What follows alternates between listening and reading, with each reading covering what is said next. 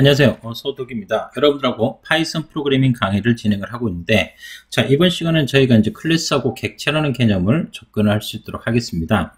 자, 여러분들이 이제 그 파이썬 프로그래밍 언어를 진행을 하면서 여러분들이 데이터를 이제 어떻게 저장할 건지 변수를 만드는 방법을 저희가 이제 접근했고요.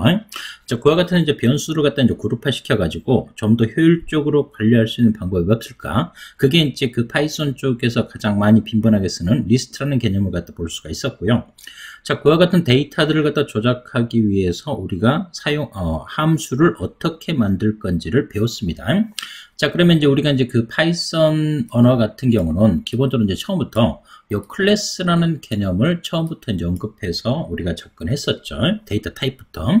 그래서 이제 요 클래스라는 것은 방금 말씀드린 변수화 함수를 그룹화 시켜가지고 좀 더 효율적으로 프로그래밍 작업을 갖다가 진행하는 그와 같은 개념을 갖다 이제 볼 수가 있겠어요. 그래서 이제 요번 시간에는 이와 같은 클래스를 우리가 다 만들어진 이제 클래스를 갖다 사용하지 않고요. 직접 어떻게 만들 건지, 즉 사용자 정의 클래스를 갖다 우리가 직접 만드는 방법을 접근하겠다라고 이제 보시면 될 것 같습니다. 자, 그래서 요 클래스 같은 경우는 이야기를 할 때 항상 객체라는 용어를 갖다 이제 같이 이제 접근하는 것 같다 볼 수가 있어요. 그래서 이제 이전에도 이제 비유를 통해 가지고도 말씀드렸듯이 요 클래스라는 것은 이제 설계도와 같은 개념을 갖다 볼 수가 있겠고요. 이 클래스를 통해 가지고 찍어낸 게 하나의 객체다라고 이제 말씀을 드렸습니다. 자, 그러면 저희가 이제 이와 같은 클래스를 만드는 방법, 즉 클래스를 어떻게 만들 건지를 갖다 이야기에 앞서서 객체 지향 프로그래밍 언어에 대한 기본적인 이해를 좀 말씀을 드릴 수 있도록 그렇게 하도록 하겠습니다. 자, 그래서 이제 객체 지향 프로그래밍 언어라는 것은 이런 객체들의 모임들로 이제 이루어진 이제 그와 같은 이제 프로그래밍 기법들을 갖다 볼 수가 있는데, 자, 프로그래밍 언어가 이제 발전된 순서를 갖다 보게 되면 절차적인 프로그래밍 언어, 즉 C 언어를 갖다 이제 볼 수가 있겠고요. 그 C 언어에다가 자, 클래스라는 개념을 더 얹어가지고 발전시킨 게 객체적 프로그래밍 언어를 갖다 볼 수가 있습니다. 그래서 이제 그와 같은 객체적 프로그래밍 언어의 대표적인 언어들은 C#이라든지 자바, 그리고 C++ 언어들을 갖다 이제 볼 수가 있겠고요. 그래서 이제 이 객체지향 프로그래밍 언어에서 구성되는 요소들 같은 경우는 클래스, 그 클래스를 통해서 찍어낸 객체라든지, 그리고 메소드, 이 메소드라는 것은 객체를 생성하고 나서부터 쓸 수 있는 함수들을 갖다 볼 수가 있습니다. 그래서 이제 이 객체적 프로그래밍 언어라는 것은 기본적으로 이제 이 구현자, 즉 전문가들이 기본적으로 이 내부 변수를 갖다 접근하고요. 그리고 이제 이 사용자, 일반 프로그래머들 같은 경우는 허용된 인터페이스만을 통해 가지고 조작할 수 있는 그와 같은 프로그래밍 기법들을 갖다 생각할 수가 있습니다. 그래서 이제 우리가 이제 파이썬 프로그래밍 언어 같은 경우는 데이터 타입부터 클래스로 정의가 되어 있기 때문에 그 클래스를 생성된 객체, 그리고 그 객체를 생성하고 나서부터 쓸 수 있는 메소드들을 갖다가 우리가 파이썬 앞쪽에서부터 우리가 사용했던 것들을 여러분들이 기억을 하실 겁니다.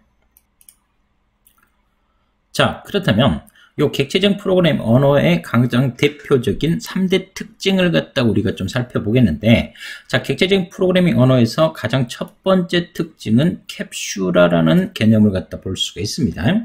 요 캡슐화라는 것은 데이터를 저장할 수 있는 변수와 그런 데이터들을 갖다 조작할 수 있는 함수를 묶어보자. 이제 그게 이제 캡슐화라는 기본적인 개념을 갖다 볼 수가 있겠고요. 요 캡슐화 쪽에서는 정보 운익이라는 개념을 갖다 볼 수가 있는데, 이 정보 운익이라는 개념 같은 경우는 우리가 이제 클래스를 갖다 설계하는데, 그렇다면 이제 더 좋은 클래스를 갖다 설계할 때 어떤 기법에 의해서 정보 운익이라는 개념을 통해 가지고 우리가 생각할 수 있습니다.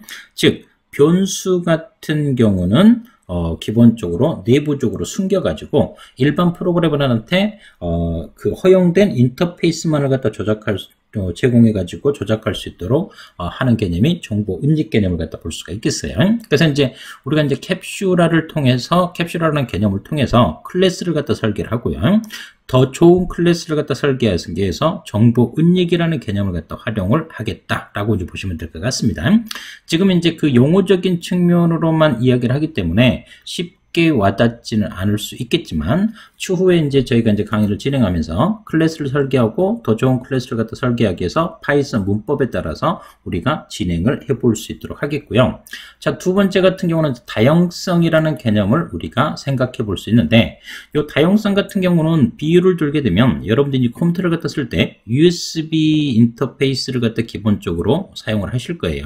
그러면 이제 이 USB에다가 우리가 키보드를 연결했을 때 같은 경우는 키보드로 동작하게 되고요. 그리고 이제 마우스를 연결하게 되면 마우스가 동작하는 이와 같은 개념을 갖다가 우리가 보통 다형성이라고 보통 이야기합니다.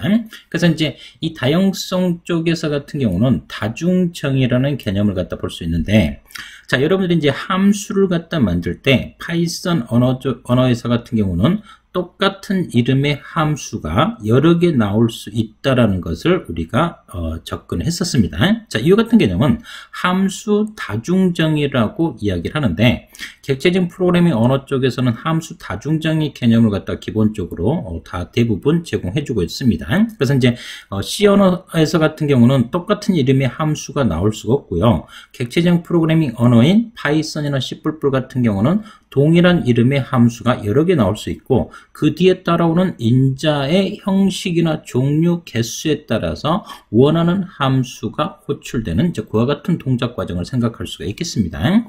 자, 그리고 이제 두 번째, 여러분들이 이제 파이썬 쪽에서 이제 문자열을 갖다 결합하기 위해서 덧셈 연산만을 통해 가지고 수월하게 쉽게 이제 접근했었던 걸 갖다 기본적으로 생각을 하실 거예요. 자, 이와 같은 개념 같은 경우는 연산자 다중정의라고 보통 이야기합니다.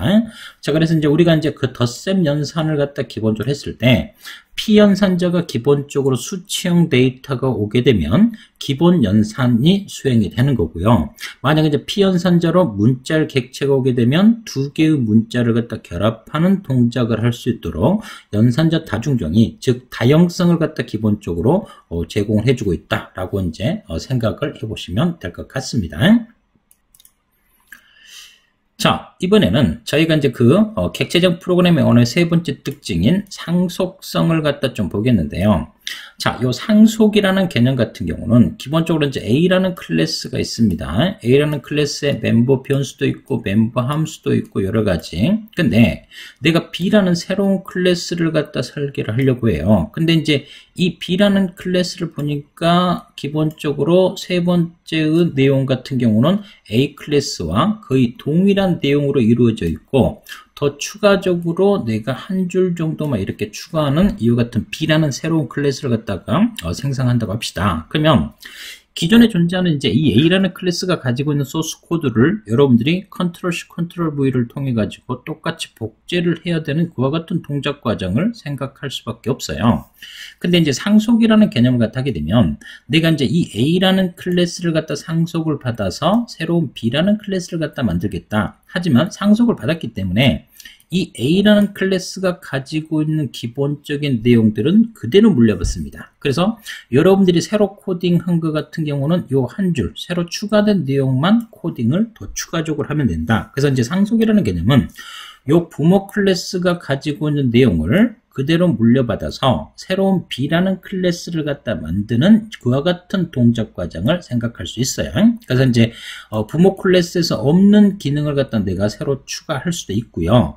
그리고 다형성 쪽에서 재정의라는 개념이 있는데, 자, 부모 클래스에서 존재했던 내용 중에서 내가 그 기능이 마음에 들지 않아요. 그러면 똑같은 이름의 메소드를 갖다가 기본적으로 다시 재정의해 가지고, 자, B라는 클래스를 통해 가지고 객체를 생성했을 때는 부모 클래스에서 정의된 메소드가 호출되는 게 아니고 B라는 클래스에서 재정의된 메소드를 갖다 기본적으로 호출해라. 이와 같은 특징들을 갖다 가지고 있습니다. 그래서 그 객체적 프로그래밍 언어 쪽에서 이런 상속성이라는 특징을 갖다 이용하게 되면 여러분들이 좀 더 수월하게 프로그래밍 작업을 할 수가 있다라고 이제 보시면 될 것 같습니다. 자, 그리고 요 상속에는 단일 상속과 다중 상속이 있어요. 방금 이제 A라는 클래스하고 B라는 클래스로 말씀드렸듯이 하나의 부모 클래스를 통해 가지고 내가 상속을 받는 것 개념이 기본적으로 단일 상속을 갖다 볼 수가 있겠고요. 다중 상속 같은 경우는 A라는 클래스가 있고요. 그리고 B라는 클래스가 있습니다. 요 두 개의 클래스를 갖다 상속을 받아서 내가 새로운 C라는 클래스를 갖다 상속을 받을 수도 있는 그와 같은 이제 다중 상속인데, 보통 이제 파이썬 언어하고요, C++ 언어 쪽에서 같은 경우는 다중 상속까지 개념을 기본적으로 제공을 시켜주고 있는데, 요 자바라는 언어에서 같은 경우는 다중 상속 개념이 없습니다. 기본적으로 이제 뭐 그 프로그래밍 언어가 나온 순서가 C, C++ 그리고 파이썬, 자바죠. 그래서 이제 기존에 이제 그 객체적 프로그래밍 언어로 C++이나 파이썬 쪽에서 상속 개념을 했더니, 다중 상속을 하게 되면 여러 가지 모호성이 너무 강해지는 걸 갖다 볼 수가 있어요. 그래서 이제 자바라는 언어를 갖다 설계하시는 분들 같은 경우는 그렇다면 우리가 다중 상속이라는 개념은 기본적으로 지원하지 않게 언어를 갖다 설계를 하자. 그래서 이제 자바 쪽에서는 다중 상속을 지원하지 않습니다. 하지만 이제 우리가 접근하고 있는 파이썬 언어에서 같은 경우는 다중 상속까지도 기본적으로 접근한다라고 이제 생각하시면 될 것 같습니다. 그래서 그 객체지형 프로그래밍 언어의 3대 특징인 캡슐화, 다형성, 상속성, 요 세 가지 특징을 갖다 볼 수가 있겠고요. 방금 제가 언급했던 내용들을 갖다가 뒷페이지에서 펼쳐가지고 강의 자료를 갖다가 만들어 놨다고 생각하시면 될 것 같습니다. 자, 그래서 우리가 이제 앞에서 이제 제가 또 말씀드렸듯이 다시 반복해서 말씀드리면, 요 캡슐화라는 것은 기본적으로 데이터를 저장할 수 있는 변수와 그런 데이터들을 조작할 수 있는 코드, 절차, 즉 함수를 갖다 묶어가지고 하나의 그룹화 시켜가지고 작업을 하자는 그와 같은 개념이 캡슐화라는 개념을 갖다 볼 수가 있겠고요. 다양성은 제가 아까도 말씀드렸듯이 똑같은 USB 인터페이스지만 내가 어떤 디바이스를 갖다 연결했냐에 따라서 키보드로 동작할 수도 있고 마우스로 동작할 수 있고, 그래서 이제 하나의 이름을 가졌지만 여러 개 이상의 용도로 쓸 수 있는 그와 같은 개념이 다형성이다. 그래서 이제 가장 대표적인 게 함수 다중정의 그리고 연산자 다중정의라는 개념을 생각할 수가 있어요. 그래서 이제 그 객체적 프로그래밍 언어 쪽에서는 이와 같은 다형성 개념을 갖다가 제공을 시켜주고 있습니다. 자, 그리고 상속이라는 개념을 갖다 하게 되면 기본적으로 이제 날 수 있는 객체가 있어요. 그러면 독수리도 있고 뭐 전투기도 있고 헬리콥터도 있고 여러 가지 뭐 이제 그 비행 객체를 갖다 생각할 수 있는데, 그러면 이제 이와 같은 날 수 있는 것들의 공통된 특징들을 갖다가 뽑아내 가지고, 그래서 이제 뭐 최고 고도라든지 속도라든지 날개 수, 그래서 이제 이 기본적 공통된 특징을 갖다 하나의 클래스로 만들어 가지고요, 이거를 갖다 상속받아서 새라는 클래스를 갖다 내가 만들었어요. 그러면 이제 이 새에서만 있는 기본적인 특징을, 대표적인 특징을 더 추가적으로 포함을 시켜가지고 새로운 클래스를 갖다가 만들 수가 있는 거고요. 그리고 이제 항공기나 이런 것들 같은 경우도 기본적인 내용, 공통된 내용을 갖다 클래스로 만들었던 거를 상속을 받아서 이 비행 물체들이 가질 수 있는 뭐 엔진 수라든지 엔진 무게, 이런 각각의 특징에 맞는 속성들을 갖다 더 추가해서 우리가 이제 클래스를 갖다 만들 수 있다라고 이제 보시면 될 것 같습니다. 그래서 여러분들이 이제 그 클래스를 파이썬 쪽에서 이제 어떻게 만들 거냐를 갖다 접근하기에 앞서서 객체적 프로그래밍 언어의 기본적인 3대 특징을 우리가 좀 살펴봤는데, 다시 한번 이제 그 클래스라는 개념이 나오게 된 역사적인 측면, 측면을 갖다가 C 언어부터 해가지고 C++ 그리고 파이썬이라는 단계를 거쳐가지고 우리가 반복해서 다시 한번 접근해 보겠습니다. 자, C 프로그래밍 언어 쪽에서 같은 경우는요, 우리가 이제 그 C, C++, 파이썬 언어가 나타나게 된 순서들을 갖다 볼 수가 있는데, C 언어 쪽에서 이제 스트럭처라는 개념이 있어요. 이 스트럭처 같은 경우는, 이 구조체라는 개념 같은 경우는 기본적으로 데이터 데이터들을 갖다가 저장할 수 있는 변수를 그룹화시킬 수 있는 방법이 C 언어 쪽에서 스트럭처, 구조체라는 개념을 제공을 해주고 있습니다. 근데 C 언어 쪽에서 구조체 같은 경우는 데이터를 저장할 수 있는 변수만 그룹화시킬 수 있지, 함수, 이런 데이터들을 갖다 조작할 수 있는 함수까지는 기본적으로 그룹화시킬 수가 없습니다. 그러면 이런 구조체를 갖다 만들 때 이런 데이터들을 갖다 조작할 수 있는 함수도 어떻게 하면 묶을 수 없을까? 이제 그런 고민으로 해가지고 발전된 게, 자, 여기서 이제 C++ 언어 쪽에서는요, C 언어하고 틀리게 이 스트럭처가 기본적으로 데이터를 저장할 수 있는 변수와 그런 데이터들을 갖다 접근할 수 있는 함수들까지 그룹화시킬 수 있도록 C++ 쪽에서는 구조체 개념이 확장되는 것을 우리가 생각을 해볼 수가 있습니다. 그래서 데이터를 저장할 수 있는 변수와 함수까지 그룹화시킬 수 있는 개념으로 C++ 쪽에서는 스트럭처라는 개념이 적용된다. 근데 이게 C++ 쪽에서요, 이 스트럭처라는 게 결론은 뭘로 발전되냐면 클래스라는 개념으로 발전되는 것을 생각해 볼 수 있습니다. 그래서 보통 C++ 언어 쪽에서 같은 경우는 구조체와 클래스는 동일한 개념이라고 생각하시면 될 것 같아요. 데이터를 저장할 수 있는 변수와 함수를 그룹화시켰다. 근데 그 구조체하고요, 클래스가 차이점이 C++ 쪽에서 뭐냐면, 이런 멤버들의 접근 권한이 기본 뭘로 설정되어 있냐를 갖다 볼 수가 있습니다. 보통 이런 멤버 변수나 멤버 함수를 내부 접근만 허용할 건지 아니면 외부 접근까지도 허용할 건지에 따라서 멤버 접근 권한을 여러분들이 지정을 할 수가 있는데, 보통 그 스트럭처 같은 경우는요, 여러분들이 그냥 멤버 변수하고 멤버 함수만 적어주더라도 C++ 쪽에서 스트럭처 같은 경우는 기본 디폴트 퍼블릭으로 기본적으로 생성됩니다. 그래서 이거는 전체 공개라고 생각하시면 될 것 같아요. 여러분들이 기본적으로 SNS를 하실 때요, 글을 갖다가 내가 업로드를 시켰어요. 그 글을 내가 전체 공개할 건지 친구만 보게 할 건지 아니면 나만 보게 할 건지, 이런 여러 가지 권한들을 갖다 설정할 수 있죠. 그래서 이 퍼블릭이라는 것은 이 포인트 스트럭처 포인트 멤버들 같은 경우는 모두 전체 공개를 하겠다. 퍼블릭으로. 그렇게 생각하시면 될 것 같고요. 그래서 이런 멤버들의 접근 권한 같은 경우는 보통 세 가지로 이렇게 권한을 부여할 수가 있습니다. 그래서 방금 말씀드렸듯이 이 퍼블릭 같은 경우는 SNS에서 전체 공개 같은 개념이다. 그래서 그 모든 클래스, 그리고 외부에서도 모든 멤버 변수나 멤버 함수를 갖다 접근할 수 있도록 기본적으로 허용을 하겠다. 그와 같은 규칙성을 갖다 볼 수가 있겠고요.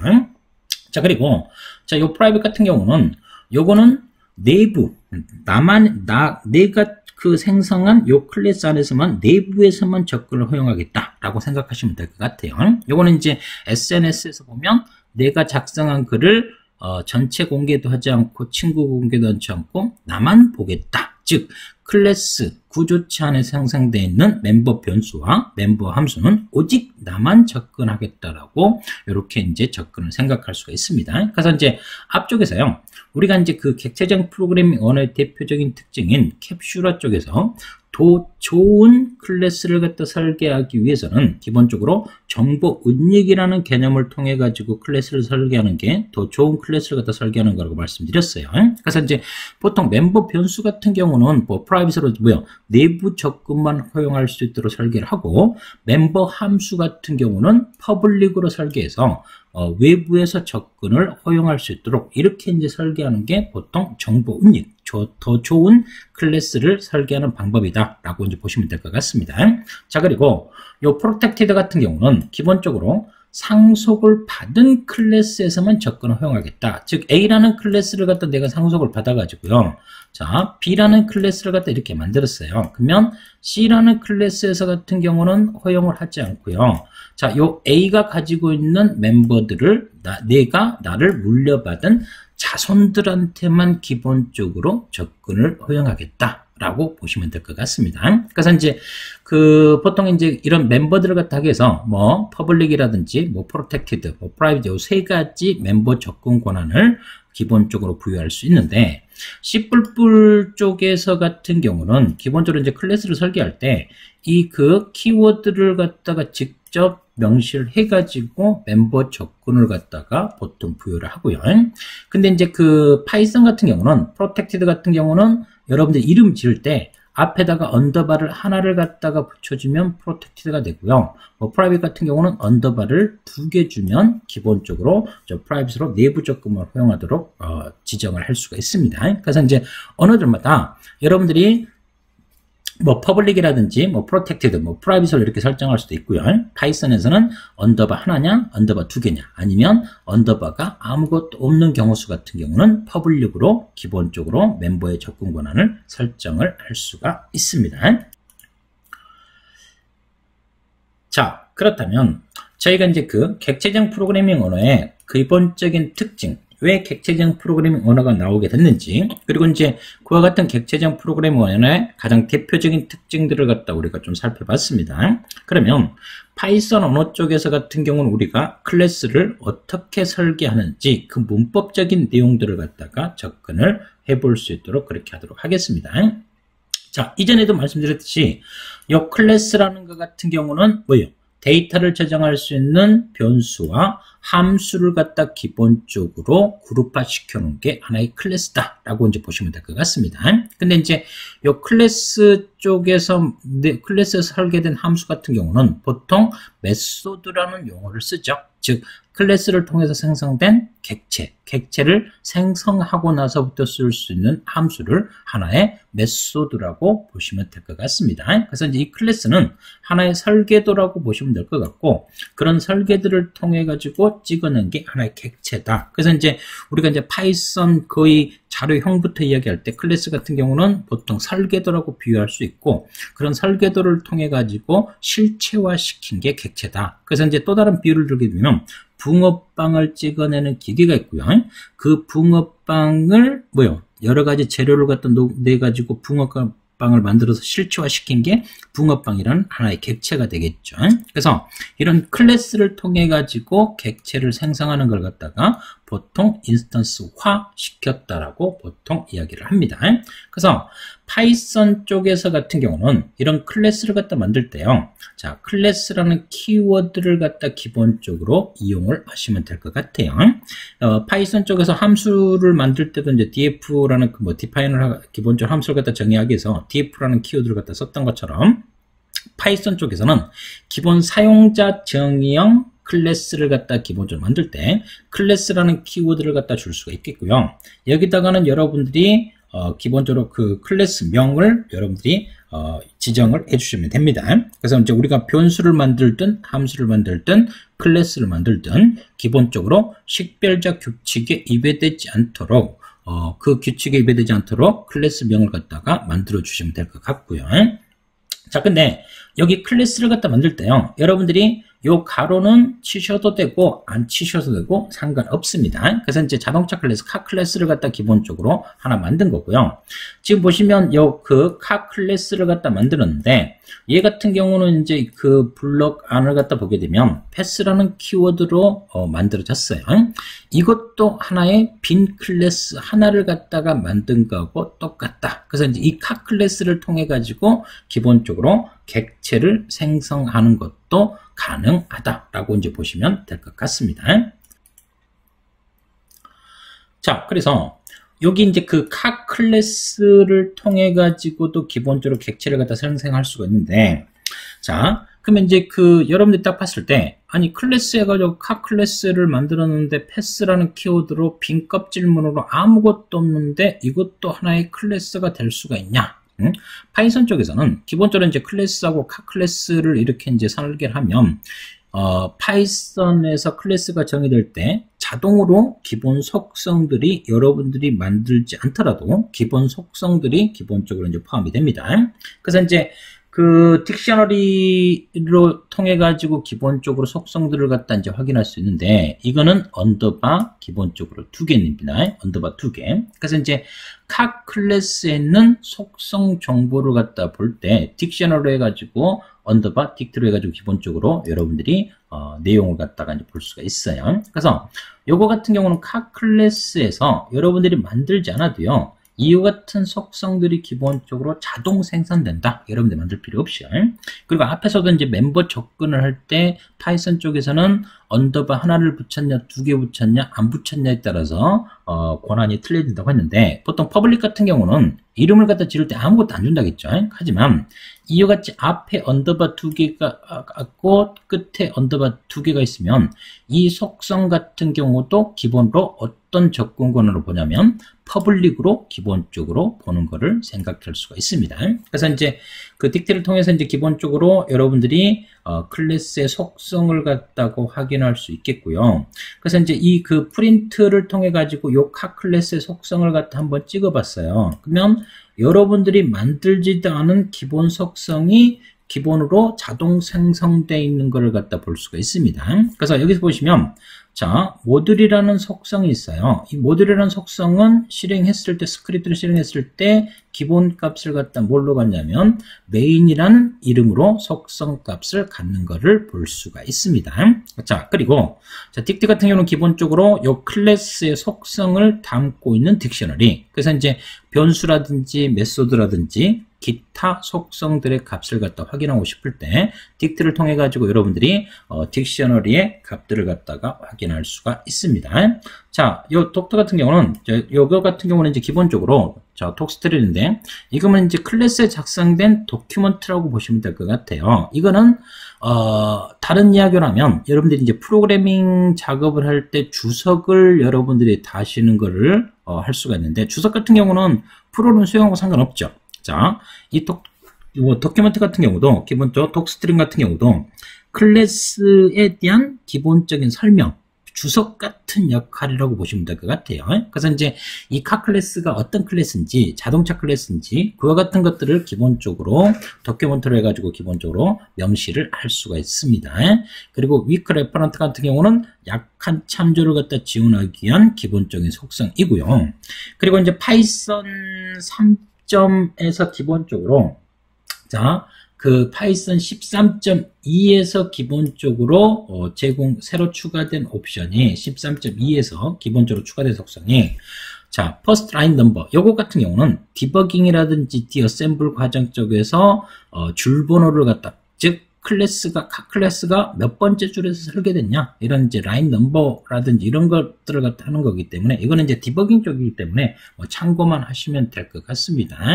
스태틱 애트리뷰트 같은 경우도 특적 프레임워크라든지 확장 기능에서 사용하기 위해서 3.13.2 최신 버전 쪽에서 새로 추가된 속성이다 라고 참고만 하시면 될 것 같습니다.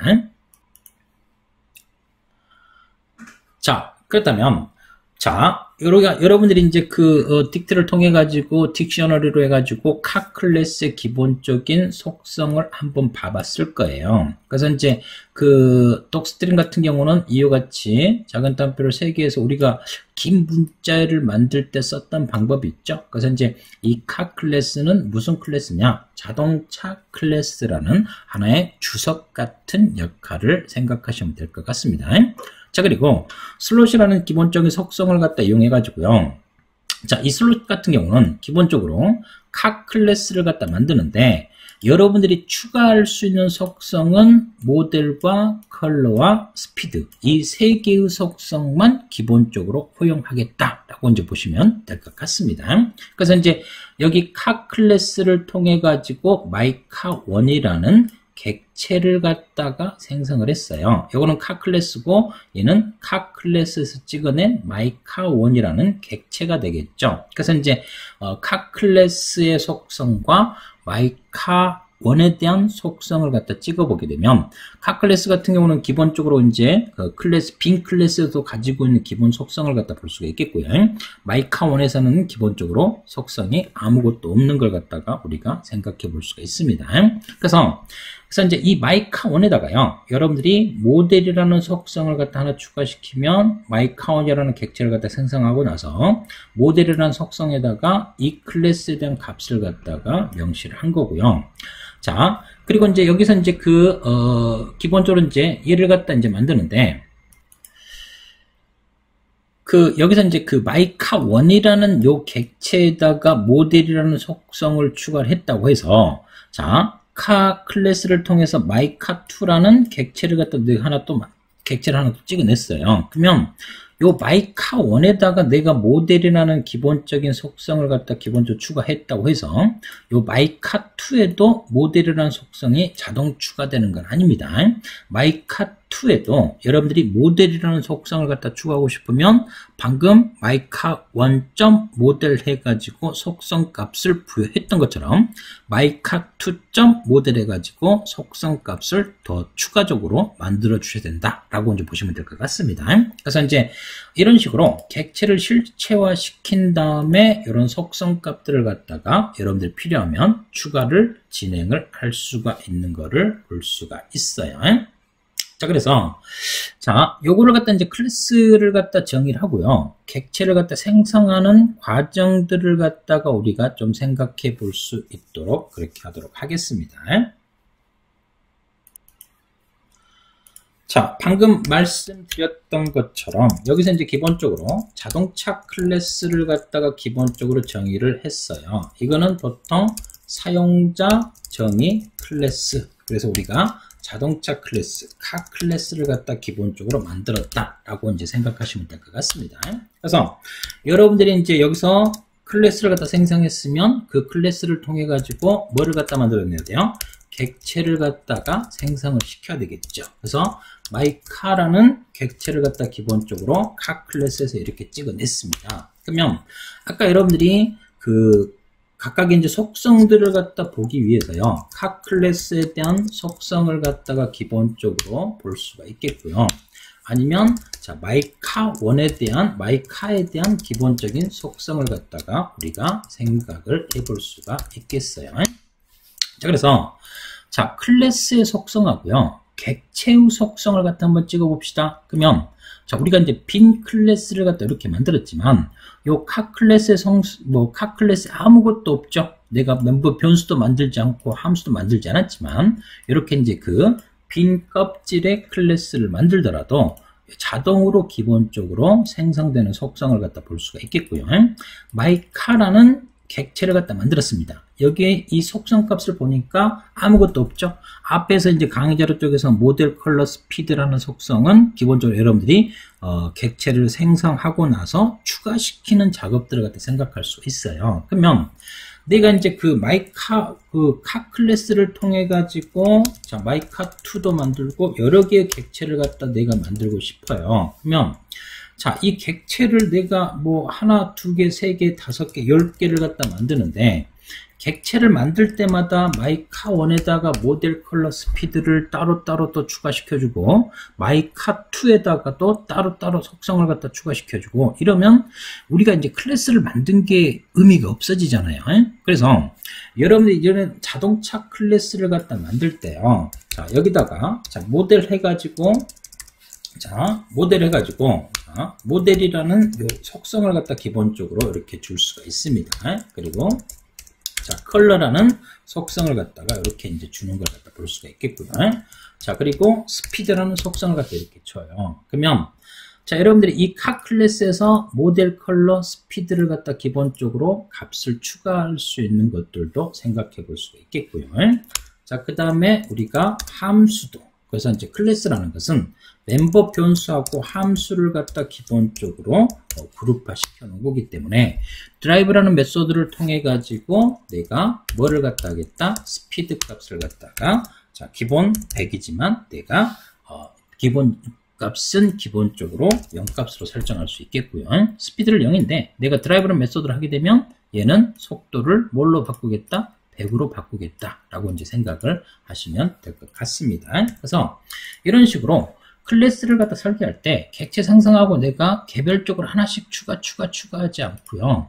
얘네들을 갖다가 내가 뭐 객체 생성했을 때 여기다 모델 컬러 스피드 값을 갖다 내가 개별적으로 추가할 수 있도록 그래서 이제 각 클래스를 갖다 만들 때 멤버 변수와 멤버 함수를 갖다 그룹화 시켜서 객체 생성 시 이런 속성 값들을 내가 하나씩 추가하지 않도록 생각을 해볼 수가 있습니다.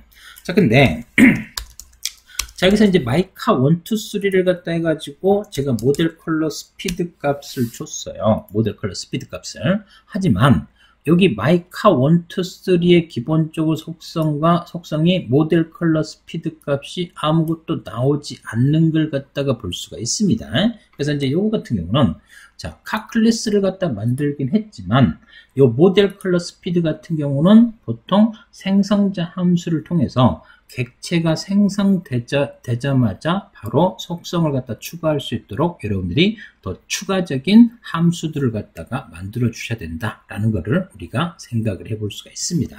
그래서 지금 같은 경우는 우리가 이제 모델 컬러 스피드를 갖다가 했지만 여기다가 모델 컬러 스피드에 대한 값을 갖다 개별적으로 이전에 했던 것처럼 요 마이카 1에다가도 마이카 1 해가지고 자, 모델 주고요. 여기다가 뭐 이 클래스를 갖다 준다든지, 자, 그리고 마이카 1에다가 자, 그 컬러 값을 갖다 기본적으로 뭐 블루로 준다든지, 마이카 1에다가 자, 스피드를 갖다가 기본적으로 150으로 준다든지. 자, 객체는 세 가지를 만들었어요. 이 객체 설계할 때 모델 컬러 스피드를 줬지만 이 속성값, 모델 컬러 스피드의 속성값을 객체를 생성하고 나서 여러분들이 마이카 2에다가도 속성값을 지정해줘야 되고요.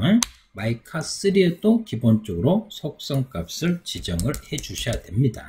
그래야 이제 그 마이카 1, 2, 3에 대한 이 객체들의 속성값들이 모델 컬러 스피드 값으로 지정되는 것을 우리가 생각해 볼 수가 있어요. 보시면 이제 뭐예요? 아까 객체만 생성했을 때만 하고 틀리게 모델 컬러 스피드에 대한 속성 값을 변경해 가지고 기본적으로 만들어 주는 것을 생각을 해 볼 수가 있습니다. 자, 그래서 이와 같이 이제 객체를 갖다 생성하는데, 자, 다시 한번 이제 강의 자료로 넘어가 가지고 방금 했던 내용들을 갖다가 우리가 다시 한번 좀 정리를 하고, 그리고 이와 같은 번잡한 것들을 좀 더 편하게 하기 위해서 생성자 함수와 소멸자 함수에 대한 이야기를 계속 연속해서 말씀드릴 수 있도록 하겠습니다.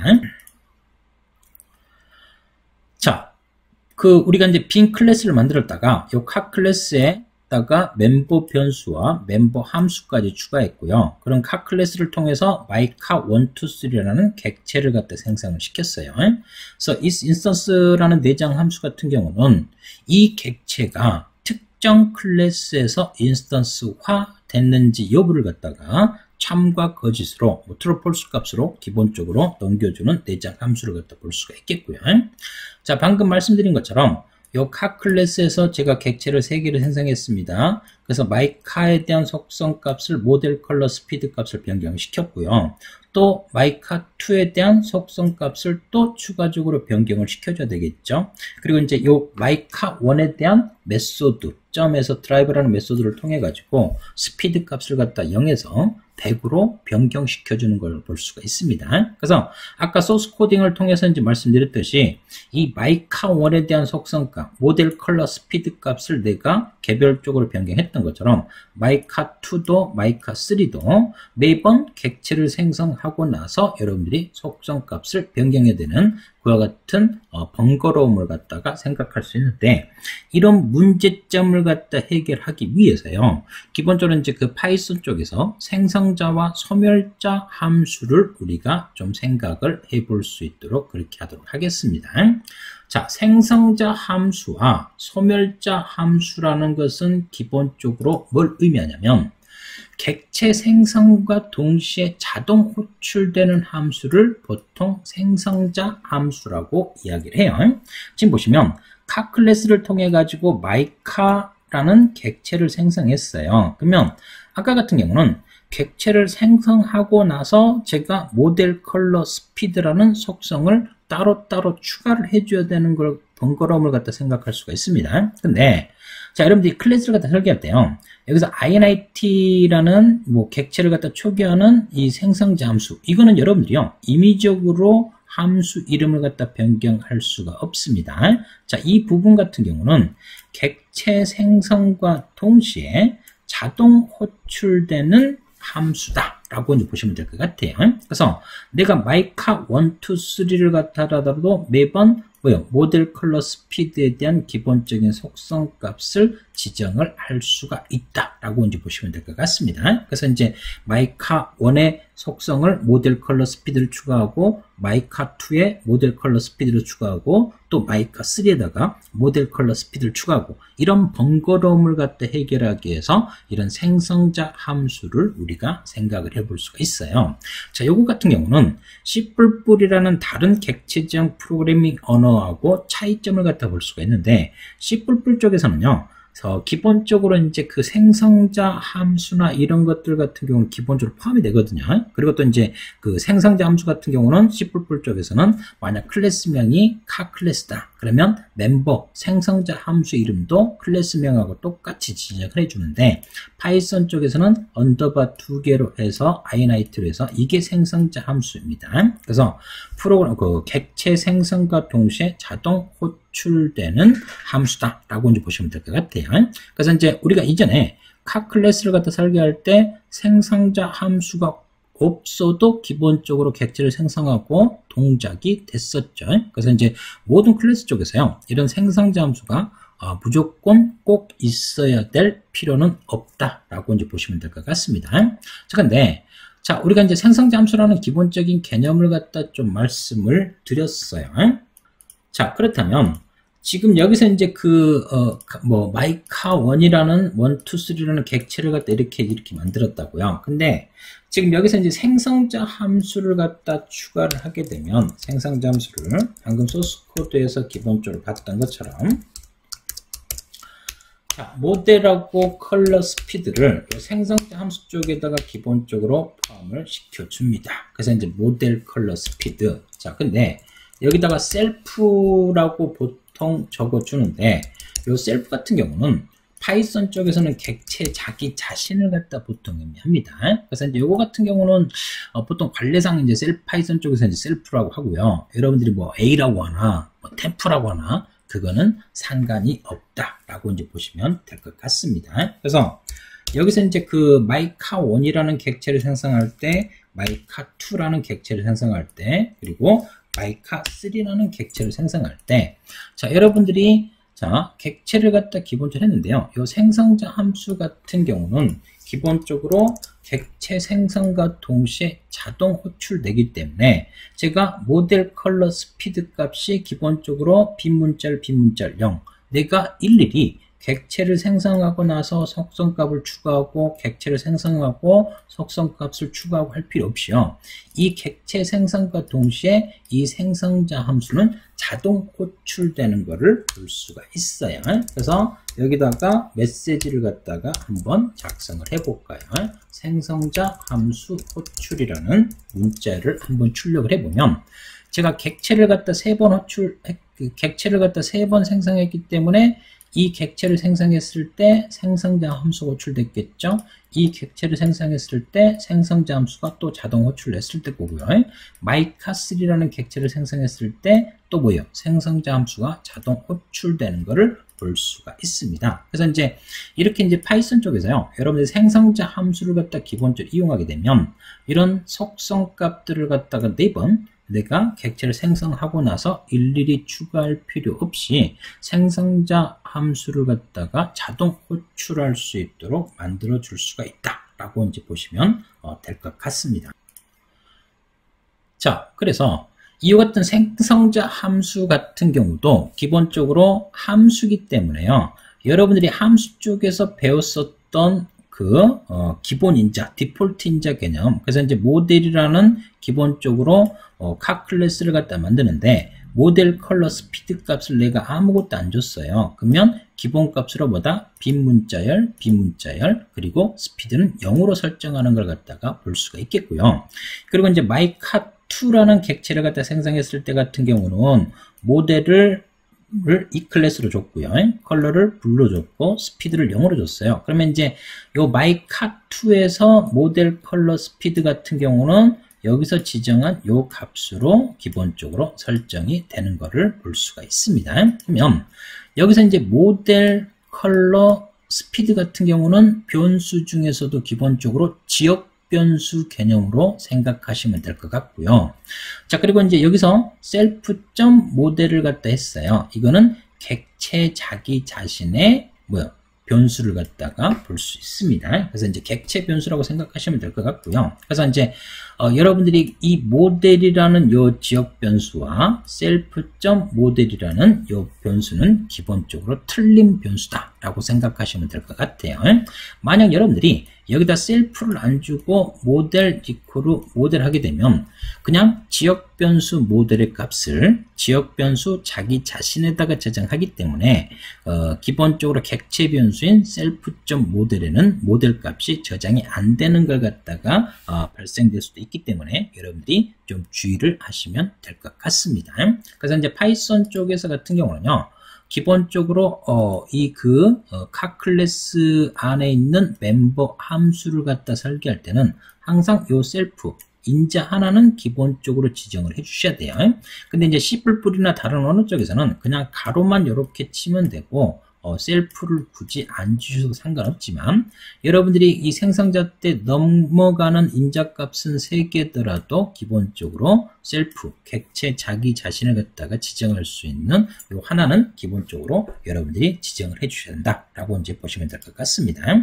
자, 그리고 이제 우리가 함수 쪽 할 때도요, 가변인자 리스트, 가변인자를 갖다가 우리가 좀 살펴봤었는데 기본적으로 이제 생성자 함수 쪽이라든지 생성자 함수도 결론은 함수이기 때문에 내가 넘기는 값이 기본적으로 하나일 수도 있고 2개일 수도 있고 5개일 수도 있고 그때그때 틀려진다고요. 그것도 이제 가변인자 리스트로 해가지고 기본 넘겨받는 거를 생각할 수가 있는데 요거 같은 경우는 여러분 리스트로 이렇게 해가지고 아스테리크 문자를 주게 되면 요건 가변인자 리스트, 이거는 인자값을 3개 넘기는 경우로 생각해 볼 수가 있습니다. 그래서 생성자 함수도 함수이기 때문에 우리가 디폴트 인자라든지 가변 인자에 대한 개념들을 갖다가 접근을 할 수 있다라고 이제 보시면 될 것 같아요. 자, 그리고 우리가 이제 두 번째로 소멸자 함수라는 거를 갖다가 좀 말씀을 드릴게요. 요 소멸자 함수는 생성자 함수하고 틀리게 객체 소멸과 동시에 자동 호출되는 함수가 소멸자 함수다. 그래서 이제 이게 언더바 2개에서 del, 딜리트를 해가지고 기본적으로 소멸자 함수를 갖다 생성할 수 있어요. 이런 소멸자 함수 같은 경우는 객체 소멸 시 클리너 코드라든지 이런 것들을 보통 이제 명시해 준다라고 생각하시면 될 것 같습니다. 객체 소멸 시 기본적으로 동작할 내용들을 이 소멸자 함수 쪽에다가 명시를 해준다라고 이제 보시면 될 것 같습니다.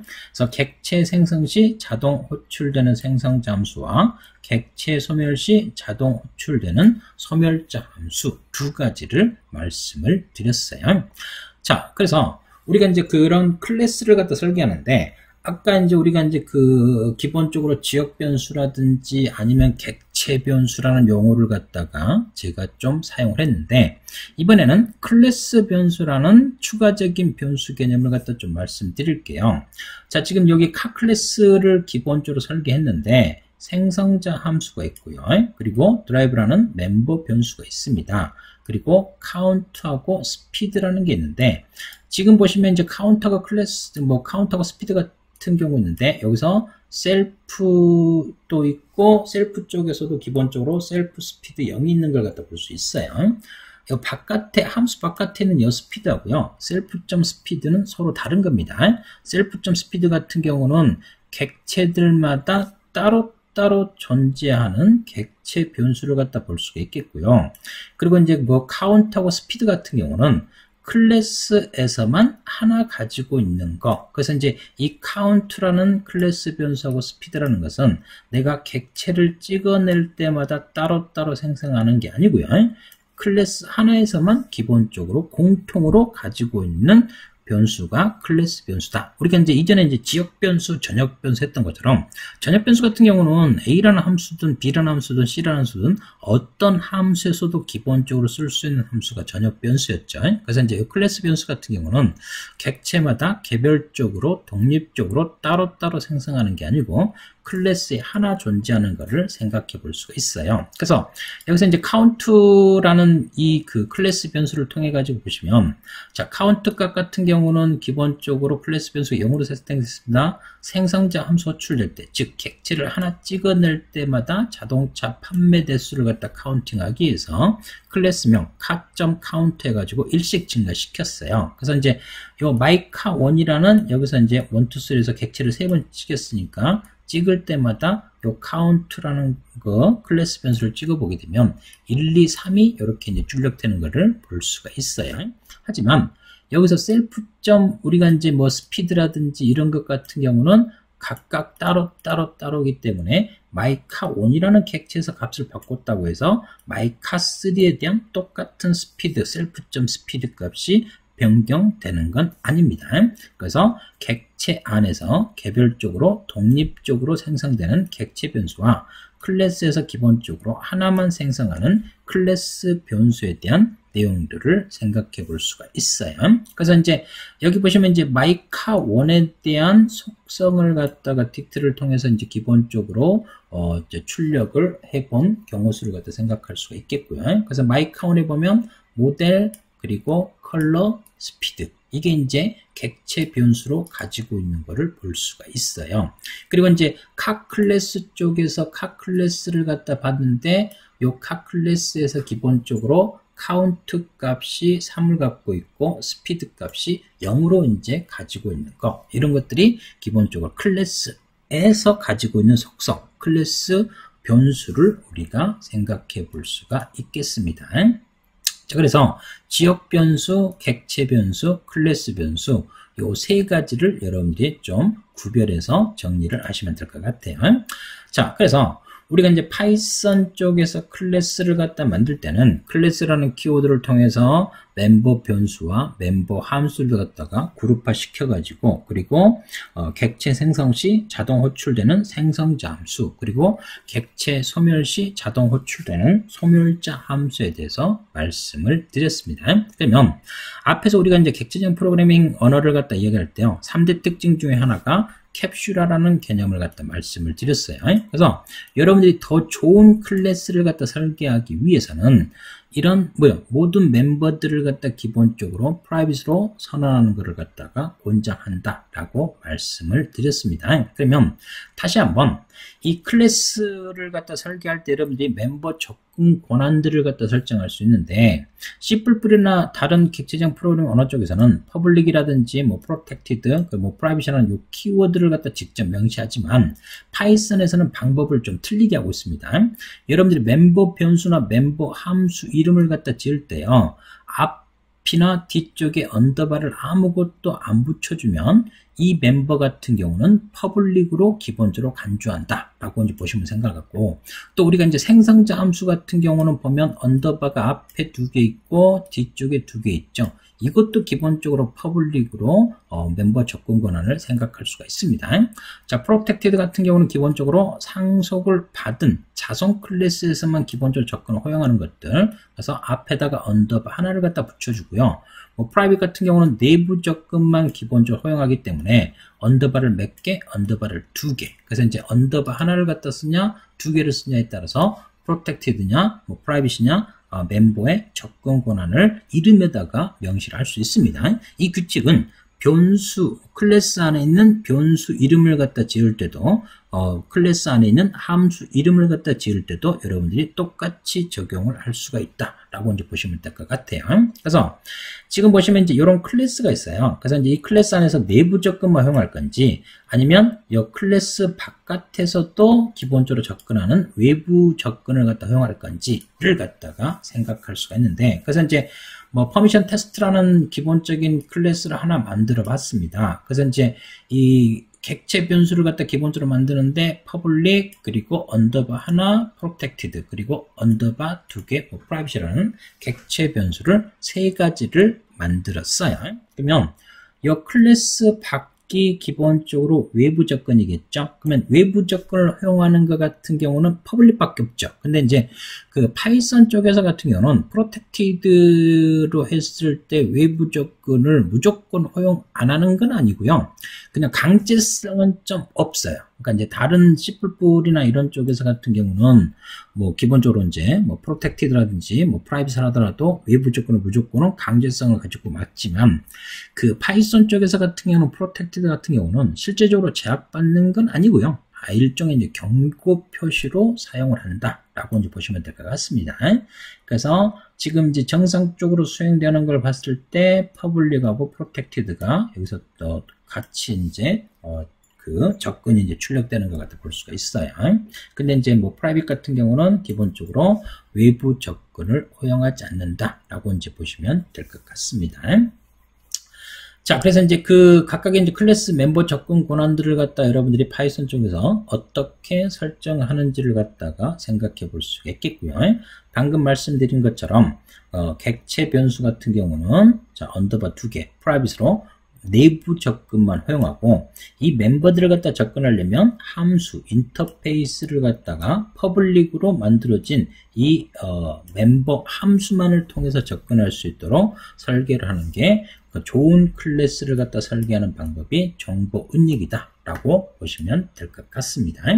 자, 그래서 이와 같은 이제 좋은 클래스를 갖다 만드는 간단한 샘플 예제로 해가지고요. 우리가 이제 그 파이썬 쪽에서 이제 반복 가능한 객체, 이터러블 객체를 갖다 생각했고, 그리고 이제 그 이터레이터에서 이제 반복자를 갖다 만드는 거를 갖다 우리가 생각해 봤는데, 그러면 여러분들이요. 직접 이제 그 마이 이터레이터 반복자를 갖다 기본적으로 만들려고 해요. 그래서 반복자를 갖다 만들려고 할 때 보통 이제 그 여러분들이 직접 만들려고 하면 이터라는 함수하고요. 이터라는 함수를 갖다 기본적으로 생성을 시켜줘야 되고 이 이터라는 함수를 갖다 구현할 때는 반드시 next라는 언더바 next라는 함수를 갖다가 꼭 구현을 해주셔야 된다라고 이제 보시면 될 것 같습니다. 그래서 이제 이 언더바 이터 그래서 이제 언더바가 이렇게 두 개 있으니까 퍼블릭으로 설정됐고 자 자기 자신 객체를 갖다 넘겨주는 이터라는 함수를 갖다가 구현을 시켜줘서 반복 가능한 객체가 될 수 있도록 만들어 줄 수가 있는 것들이고요. 그리고 이제 next라는 이제 그 멤버 함수를 통해서 다음 값들을 갖다 차례대로 반환할 수 있는 멤버 함수를 갖다가 추가적으로 구현해서 제공해 주셔야 된다라고 이제 보시면 될 것 같아요.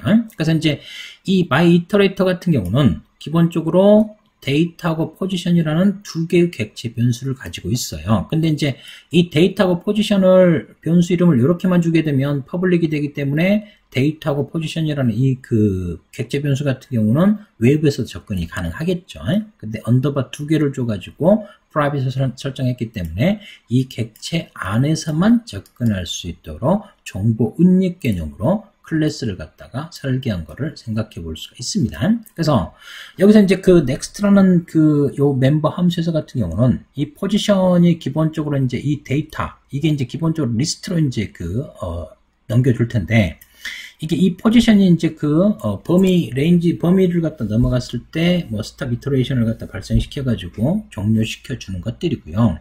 그래서 이제 그 만약 이 그 넥스트를 통해 가지고 현재 이 포지션 값이 가지고 있는 제일 처음엔 초기 값이 0이니까 가장 첫 번째 값을 갖다가 내가 리턴 해 주겠죠. 그리고 이제 하나 리턴 해 줬으니까 다음으로 넘어갈 수 있도록 인덱스 값을, 포지션 값을 일씩 증가시켜 준 거를 볼 수가 있어요. 그래서 지금 방금 myIterator라는 거를 갖다 클래스를 갖다 만들어 가지고 제가 10부터 50이라는 리스트를 갖다 주고 객체를 갖다 하나씩 생성시켰습니다. 이 객체 항목들을 갖다가 반복적으로 하나씩 꺼내기 위해서 기본적으로 내부적으로 이터레이터 반복자를 갖다 기본적으로 반복 객체를 갖다 생성시켜 줬고요. 그리고 넥스트를 통해 가지고 다음 원소 10을 원소를 갖다 반환시켜 주고 포지션 값은 1을 증가시키고 20, 30, 40, 50 이런 식으로 그리고 맨 마지막에 스탑 이터레이션을 갖다 발생해서 예외가 발생되는 이런 반복자를 갖다 설계할 수가 있습니다.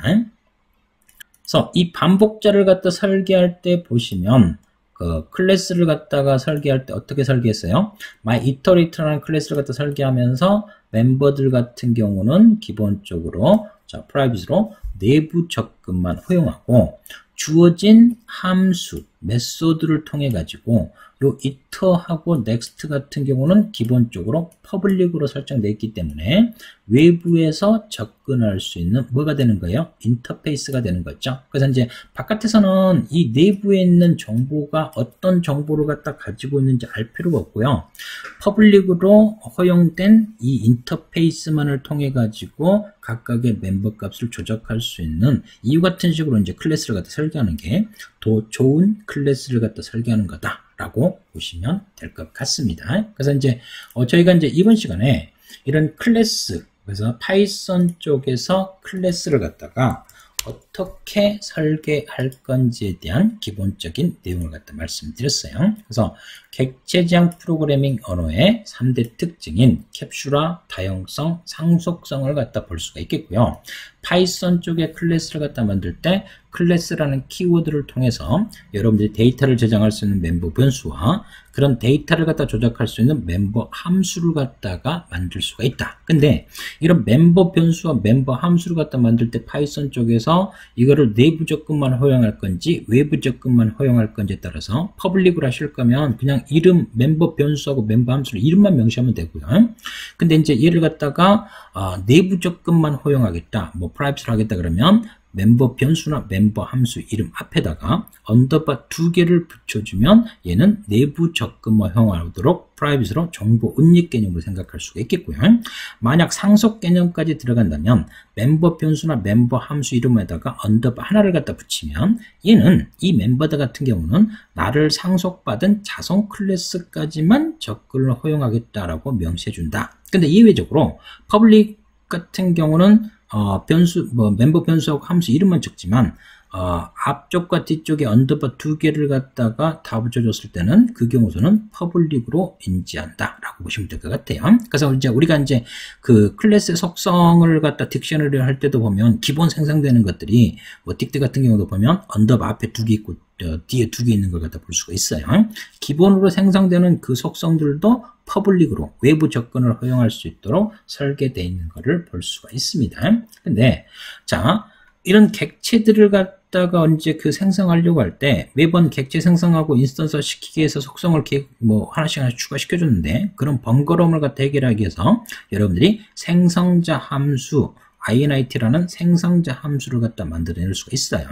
객체 생성과 동시에 호출되는 생성자 함수, 그리고 객체 소멸과 동시에 호출되는 소멸자 함수들을 갖다가 볼 수가 있습니다. 그래서 이번 시간에는 파이썬 쪽에서 이 클래스라는 개념을 우리가 기본적으로 파이썬 문법에 맞게 어떻게 설계할 건지를 갖다가 접근을 했다라고 이제 보시면 될 것 같습니다. 자, 고생 많으셨고요. 자, 이번 강의는 여기서 마치도록 하겠습니다. 자, 수고하셨습니다.